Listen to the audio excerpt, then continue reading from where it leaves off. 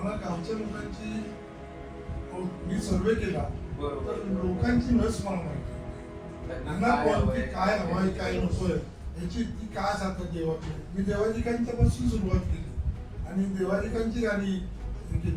त्यावेळेला लोक देवाकडे काय मागतात याचा अभ्यास केला. तर देवाकडे जाऊन अडचणी आपल्याला कशा सांगतात, देव प्रसन्न करण्यासाठी काय काय करतात, मग हे त्यांचे थॉट मी लक्षात घेतले आणि मग त्यावरती गीत लिहिली. पण तुम्हाला असं गीत लिहावं असं का तुम्हाला ते डोक्यात होतं ना. अगोदर बाजी जन्म करत असताना मला काही सर्वे त्यातून चालू होतं. मग कंपनी खोलली. सर्वेला गेल्यावर मांडरदेवीला मी काळूबाई मांडरदेवी सातारा जिल्हा देवस्थान आहे त्या देवीला प्रथमतः पहिले दर्शन मी तिथे घेतलं. तिथून सुरुवात केली. तिथं सुरुवात केली. तिथं एक दिवस राहिलो. माझ्याबरोबर इतर गीतकार होते, संगीतकार होते. ते तिथला सारांश सगळा अभ्यास करताना आणि मग ती गीतं लिहिली. आम्ही पाहिलं देवी कशी आहे, काय आहे, भक्त कशी येतात हे प्रत्यक्ष डोळ्याने अनुभवलं. आणि त्यातून आम्ही सर्व करून मग पुन्हा मग दुपारी जेवण वगैरे झाल्यावर आम्ही गाडीला बसलो. ती पुन्हा गाडी मिळाली. मुंबईला यायचं होतं मला.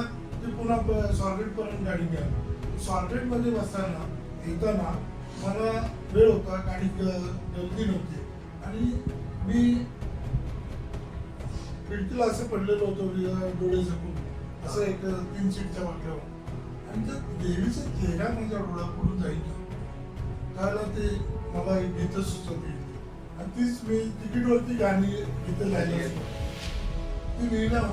मी स्वारगेटला उतरलो आणि जे आमचे शनिदास शेळके म्हणून गुरुजी होते त्यांच्याकडे त्यांना ती गीतं दाखवली. तर 2 गाणी लिहून झाले स्वारगेटपर्यंत येतात. गुरुजी हे मला वेळाकडे सुचलं हे बरोबर आहे का याची नजर सांगा. रिदम चांगलं होतं, मीटर कळत होतं. त्या मीटरच्या याच्यावर मी डायरेक्ट सुलोचना चव्हाणांचं मीटर घेतलं. त्या मीटरवरती गीत लिहायला सुरुवात केली. गुरुजी मी आश्चर्यचकित झाले. म्हणजे एवढी चांगली गाणी तुम्ही लिहिताय, माझी आयुष्यात तुम्हाला गरज होत नाही. गुरुजी